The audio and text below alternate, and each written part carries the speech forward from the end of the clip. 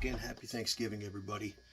This is going to be the last of my Thanksgiving videos for 2025 as I go back to work tomorrow, and today's Sunday.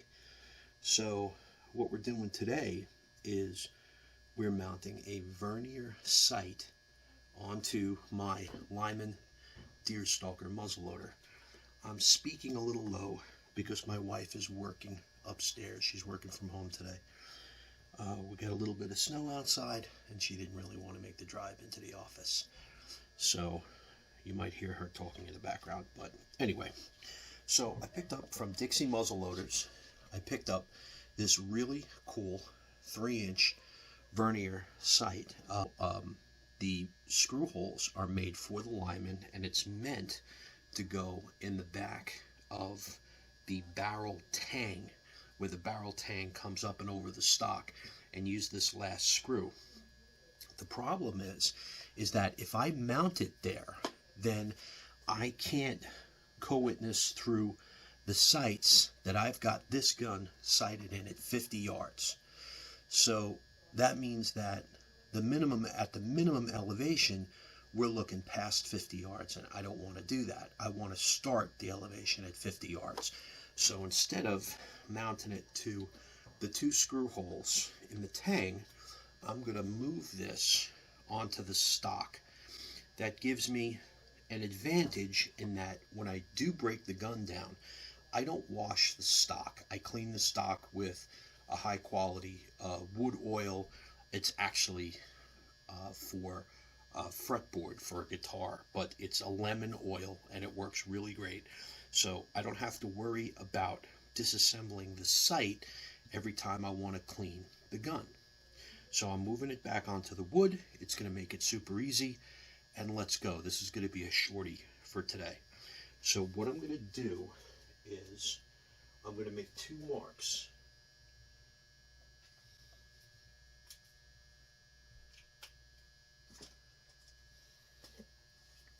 I'm going to make 2 marks right back here. You just line it up, and this is going to be completely by the seat of the pants. I'm going to line it up, I'm going to hold it, I'm going to do a quick sight through, make sure that that's what I want. I can see both sights through it. That's perfect. It's far enough back off the tang that I can get to the screw without too much trouble, and this folds down in both directions. So we're going to make 2 marks on the stock, one there and one here in the front. If I could stop moving it around. Okay, so the 2 marks are there and there. Okay, and I'm going to just double check that, measure twice, cut once, all that jazz. If I could hold on to it, Okay, so let's get the first hole drilled. So what I'm going to be using, the wood screws that came with the kit, and I'm going to drill a pilot hole about halfway, a little bit more than halfway, the length of the screw, just so I don't split the stock. So let's try the first one.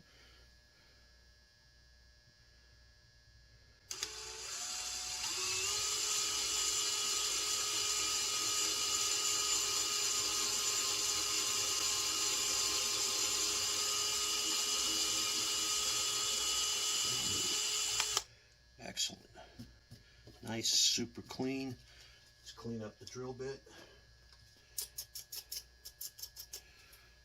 Okay.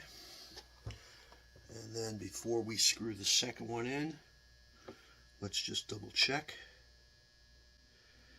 that that's where I want it.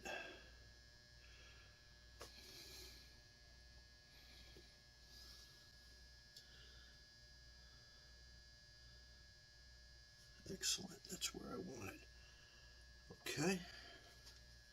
Let's drill the second hole.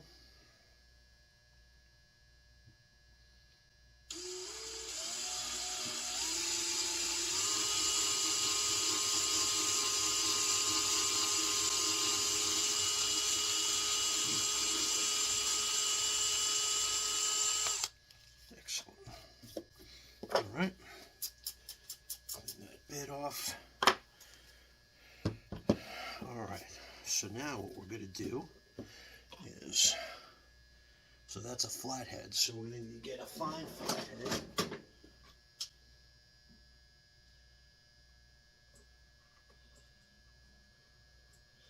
If I can grab it with my fingers.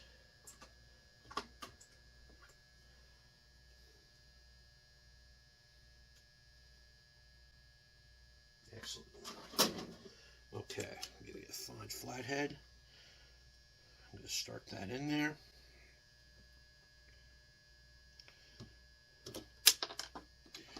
And this is the hardest thing for a guy like me who has problems with his dexterity in his fingers.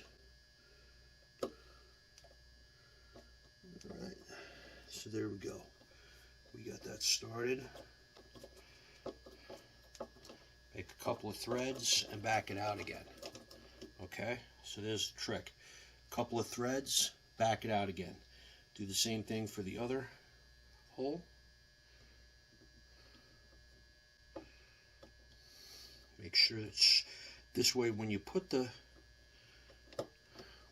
sight on, the screws go in straight. There we go. And we want to back that back out again too. And I'm going to tell you another trick. I'm going to put a dab of wood glue in the hole, and that's going to keep those screws from backing out. If my wood glue will open up, why don't you want to open up? There we go. All right. Come on, baby. There we go. Just a dab of wood glue into the hole. Gonna kind of force it down in there, and then I'm going to wipe this off. Good. Close that back up.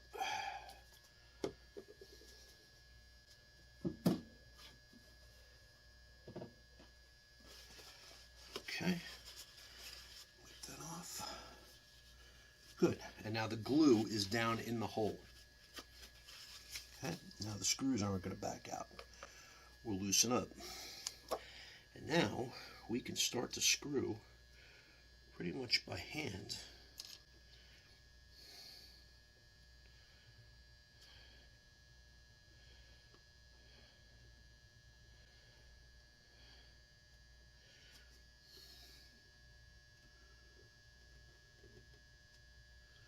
Okay. Continue in there.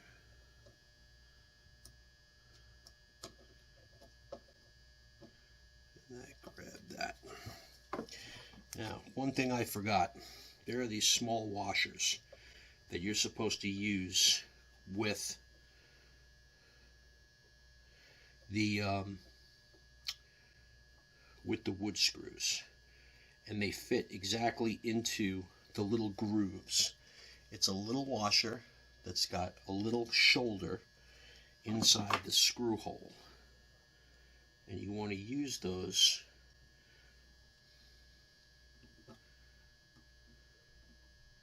because it grabs the head of the screw.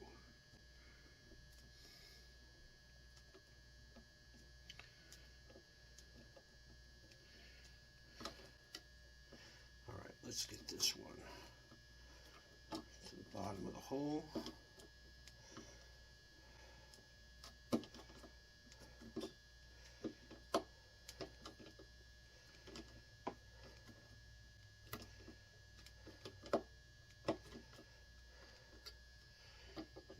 Get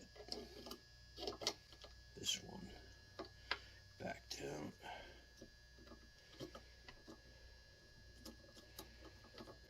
And get that washer in there that I forgot. There we go. Washer goes on. Screw goes back in the hole, and the washer drops right down into the little shoulder.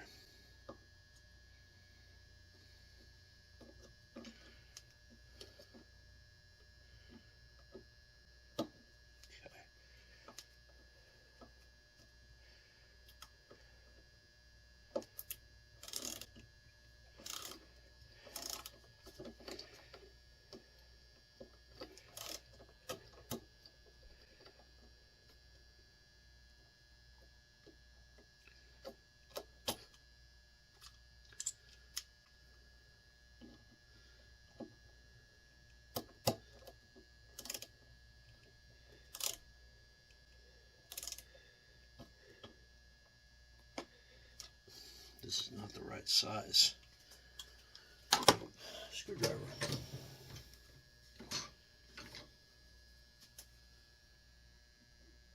That is the right size screwdriver. See the difference? As the other one had started to strip because it wasn't filling the slot correctly.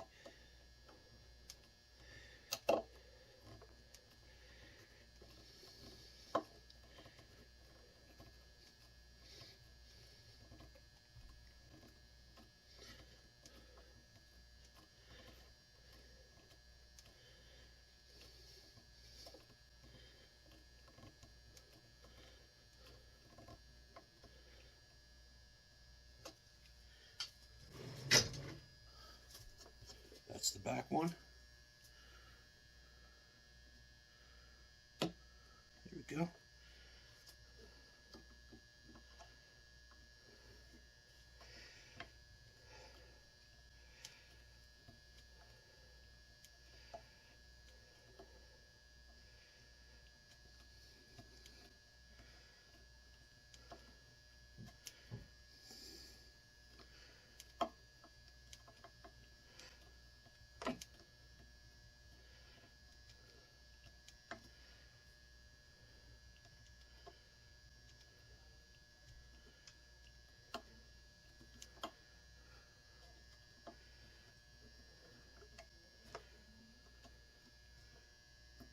And that's it.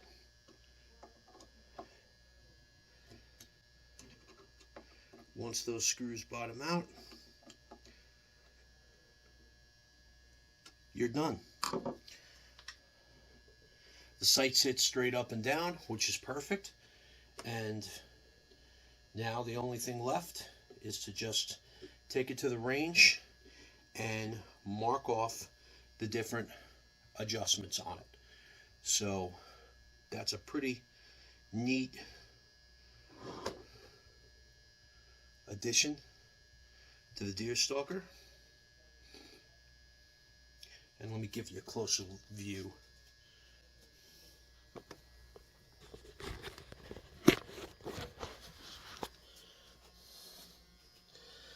Need a closer view of that sight. So that's what we're looking at. Okay, and that peep sight is pretty small, so you have to be used. It's going to take a little bit of getting used to for people who aren't used to peep sights. I've been using peep sights with the Boy Scouts for a lot of years, so that's really interesting addition. All right, and this is also graduated on the side. You can see they have these graduations, so you just have to mark your elevation for whatever ranges you're going to use. And this thing is just going to be used for 100 yards. I don't shoot sabots through it, even though you can. But I think on a short barrel with a 50 cal round ball, about 100 yards is all you're going to get.